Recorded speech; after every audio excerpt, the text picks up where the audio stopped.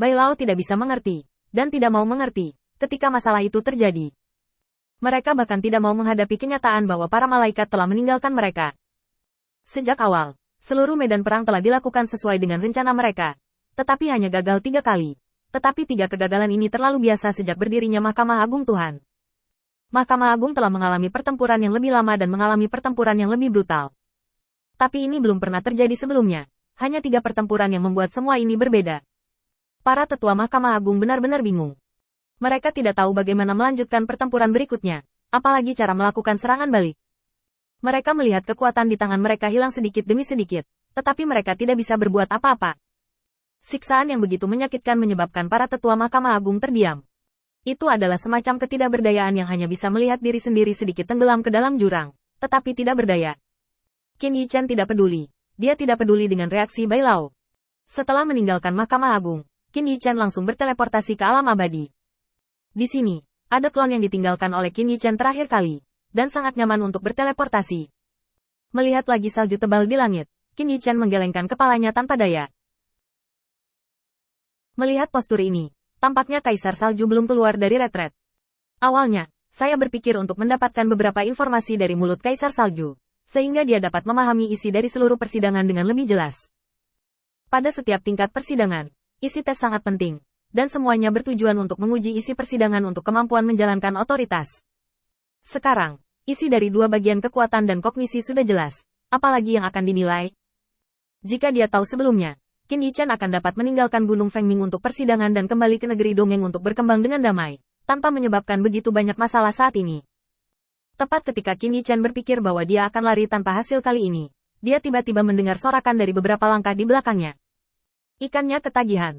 Qin Yichen melihat ke belakang, tapi itu adalah lelaki tua itu terakhir kali. Orang-orang yang dapat hidup di negeri dongeng memiliki beberapa latar belakang, dan Qin Yichen tidak peduli bahwa dia tidak menyadarinya. Sekarang kekuatannya rendah, ini juga tidak mungkin. Qin Yichen pertama-tama memberi hormat kepada lelaki tua itu, dan kemudian menjelaskan. Saya telah melihat senior, karena saya memiliki beberapa keraguan, jadi saya ingin meminta Kaisar Salju untuk menjelaskannya, dan saya masih mencari Haihan jika ada pelecehan. Pria tua itu memunggungi Qin Yichen, melemparkan ikan di tangannya ke dalam keranjang ikan, lalu bangkit dan menepuk-nepuk salju di tubuhnya.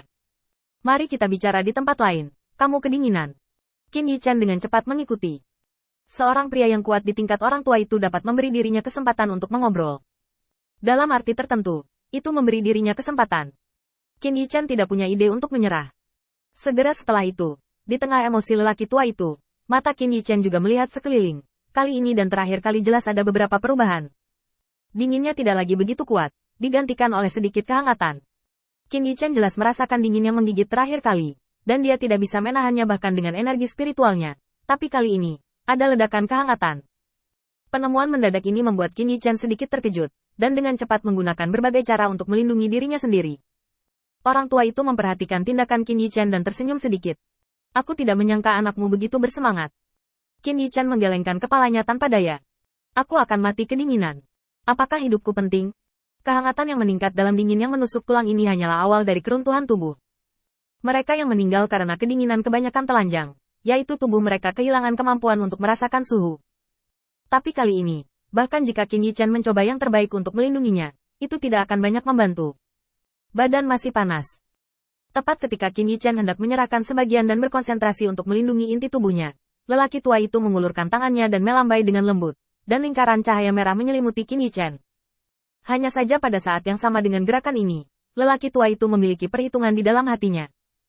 Kekuatan ksatria dalam jangka menengah dapat dikonfirmasi, tetapi kemampuannya untuk melawan sangat kuat, dan kemampuan sebenarnya berada pada tingkat dewa liar. Namun, menurut karakternya, tidak mungkin untuk tidak memilikinya. Kartu-kartu. Hampir, jika kamu habis-habisan, kekuatanmu akan berada di ambang dewa bumi. Dari perubahan kecil di tubuh Qin Yichen, lelaki tua itu dapat mengetahui detail-detail Qin Yichen. Saat dia mengambil beberapa langkah, keduanya muncul di sebuah paviliun, dan lelaki tua itu melemparkan keranjang ikan kepada bocah lelaki yang sedang minum anggur, dan memberi instruksi. Buat dan sajikan, lalu ambil beberapa toples anggur tua.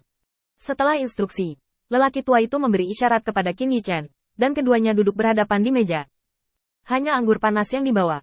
Pria tua itu mengambil gelas anggur, menyesapnya perlahan, lalu berkata, "Aku tidak tahu mengapa kamu datang kali ini, teman kecil. Orang tua itu sudah lama hidup di dunia abadi ini. Jika kamu ingin berbicara tentang pendapat dan sejenisnya, masih ada beberapa. Mungkin itu akan bisa menyelesaikan keraguanmu. Qin Yichan mengangguk dengan cepat. Terima kasih banyak kalau begitu. Qin Yichan berpikir sejenak, lalu berkata. Sebenarnya, saya ingin tahu isi uji coba. Saat ini, saya yakin akan lulus uji coba tingkat kedua. Tetapi saya tidak tahu berapa banyak uji coba yang harus diikuti dan apa konten spesifik dari uji coba tersebut. Adalah, jika kamu bisa tahu lebih awal, kamu bisa bersiap terlebih dahulu. Pria tua itu tersenyum sedikit dan meletakkan gelas anggur di tangannya. Dengan jentikan jari, kecemerlangan menghilang ke dalam pikiran Qin Yichan. Dan pada saat ini, pikiran Qin Yichan memiliki lebih banyak informasi tentang persidangan. Hanya ada 3 bagian dari persidangan. Qin Yichan telah memahami bagian pertama dan kedua. Qin Yichan fokus pada bagian ketiga dari persidangan dan dengan cermat membaca informasi di dalamnya. Qin Yichan tercengang ketika dia melihat isinya. Bagian ketiga dari percobaan adalah mendaki Gunung Fengming. Uji coba terakhir ini, selain menghabiskan sedikit lebih banyak waktu, tampaknya tidak memiliki cobaan untuk saat ini. Qin Yichan sedikit mengernyit. Dilihat dari isi persidangan ini, tidak ada yang istimewa. Itu harus ditemukan di Gunung Fengming. Meskipun berita ini tidak banyak, itu tidak buruk. Setidaknya untuk Qin Yichan, masalah ini setidaknya memiliki tujuan yang jelas. Mengurangi pikirannya, Qin Yichan membungkuk sedikit kepada lelaki tua itu dan berterima kasih padanya. Terima kasih untuk ini. Orang tua itu melambaikan tangannya lagi dan lagi. Kamu dan aku adalah penuntun takdir, jadi mengapa bersikap sopan? Aku tidak tahu apakah kamu memiliki keraguan selain masalah ini. Qin Yichan mengangkat kepalanya untuk melihat lelaki tua itu, berpikir sejenak, dan kemudian berkata. Di atas alam abadi, berapa banyak lawan yang dimiliki Kaisar Salju? Mendengar ini, lelaki tua itu tersenyum tulus dan melambaikan tangannya lagi dan lagi. Aku tidak bisa memberitahumu ini,